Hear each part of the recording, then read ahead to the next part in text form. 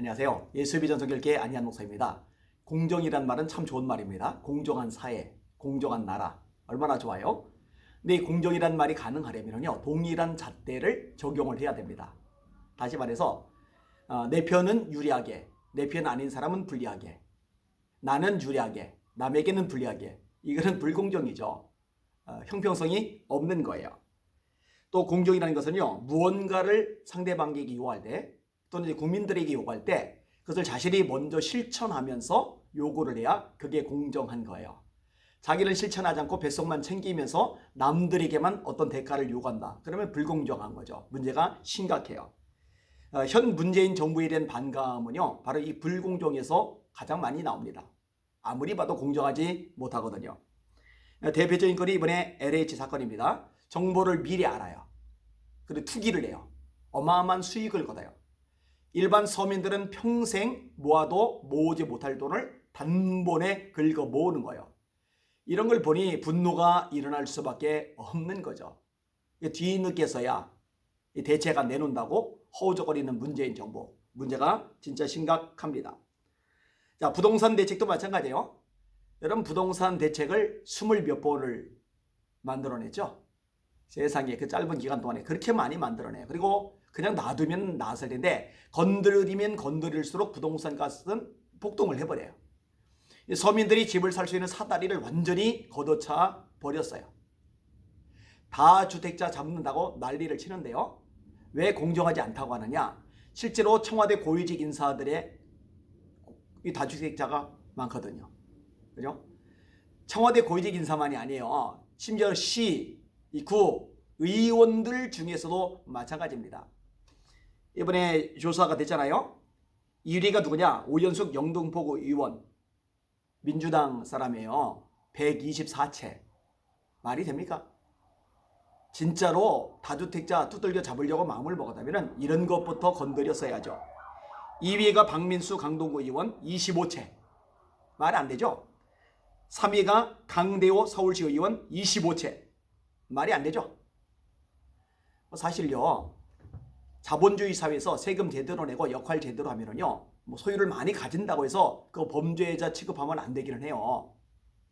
그런데 민주당 자체가, 문재인 정권 자체가 범죄자 취급을 했잖아요. 자유민주주의, 시장경제제재 허물고 자꾸 중앙집권 통제 쪽으로 몰아가잖아요. 자꾸 공공이라는 말 쓰죠, 그죠? 공공의료, 공공주택. 이 공산주의적인 사고 방식이죠. 자, 좋아요. 그렇죠요. 그러면 자기들 편에게 먼저 잣대를 들이밀어야죠. 안 그러잖아요. 이거 공정하지 않은 거예요. 광양시장 건도 굉장히 충격적입니다. 정현복 전남 광양시장. 이분이 부동산 부자로 알려져 있더라고요. 무주택 서민을 위한 공공임대 아파트를 10년 가까이 임차를 했더라고요. 놀랍잖아요. 이분이요. 서울에 집이 2채나 있답니다. 서울에. 대단하잖아요. 그죠? 그리고 시장이니까 관사도 있어요. 아니 서울에 집이 2채나 있고 관사도 있는데 공공임대주택은 왜 들어가요? 정말 양심이 없어요. 문재인 정권이 이런 것도 다뤄야죠. 아무리 이해하려고 노력해도 이해할 수가 없어요. 이 사람 정 시장 장난이 아니더라고요. 이게 다간입니다. 시 예산을 들여서 자기 집 앞에 도로를 해요. 자기 땅에 도로를 해요. 아니 자기 뱃속 챙기려고 시장이 됐나 봐요. 이 정도쯤 되면은 표를 주지 말아야 되잖아요. 그런데 민주당이라고 무조건 몰표 찍는 사람들도 문제죠. 전남 광양. 심각한 거예요. 개념 자체가 없는 거예요. 광양시로부터 4억 원대 재개발 토지 보상금을 미리 지급받았더라고요. 그러면서 재산 신고에는 누락을 시켜요. 거짓말이 아주 일상이죠. 관사에도 돈을 잘 씁니다.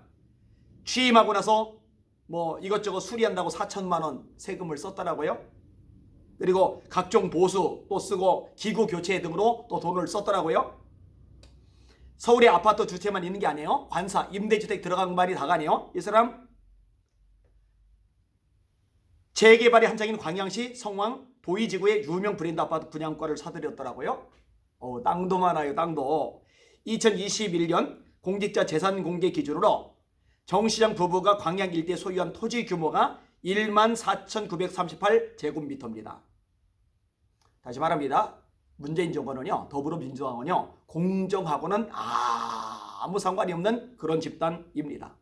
조국 보세요. 조국 딸. 정유라는 그 난리 쳤는데 조국 딸은 아직도 정리가 안 됐더라고요. 공정합니까?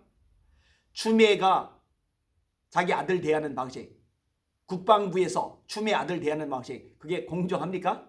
청년들 많이 분노했잖아요. 윤미향 씨 위안부 할머니들을 볼모 삼아가지고 자기 뱃속 챙긴 거, 그거 공정합니까? 손혜원 씨도 마찬가지고요. 그게 공정합니까? 공정을 질색팔색하는 모습이죠. 알릴 필요가 있어요. 잘 들으세요. 여러분, 더불어민주당은요, 절대로 서민을 위한 정당이 아닙니다. 문재인 정권은요, 절대로 서민을 위한 정권이 아닙니다. 극소수의 자기 패거리 뱃속만 챙기는 이기적인 집단일 뿐입니다. 정신을 차리세요. 문재인 대통령 여론조사가 굉장히 폭락을 해서 이제 34%다. 부정적인 여론이 압도적으로 많다. 이렇게 여론조사 결과를 언론들이 발표를 하는데요. 이거 사실 못 믿죠? 34% 안 될 겁니다.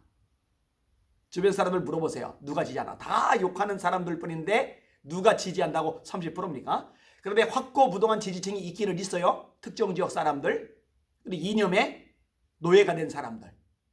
나라가 엉망이 되든 말든, 정체성이 무너지든 말든, 법치주의가 박살나든 말든, 경제가 폭망하든 말든, 북한의 하수인 노릇하든 말든, 중국의 종 같은 태도 보이든 말든 상관없이 무조건 지지하는 극소수의 사람들 외에는요, 지금 다 등을 돌린 상황입니다. 이 방송을 듣는 여러분들 주변에 자꾸 알려주시길 바랍니다. 문재인 정권, 민주당의 정체가 뭔지 제대로 알릴 필요가 있습니다. 그리고 이거 정리할 필요가 있습니다. 그렇게 하지 않으면 대한민국 미래는 없으니까요.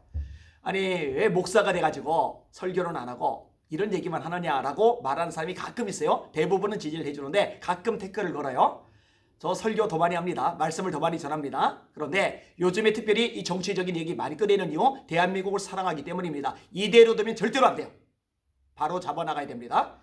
이 일에 힘을 모시고 함께 협력해 주시기를 주님의 이름으로 부탁을 드립니다. 오늘도 주님 바라보고 승리합시다. 할렐루야.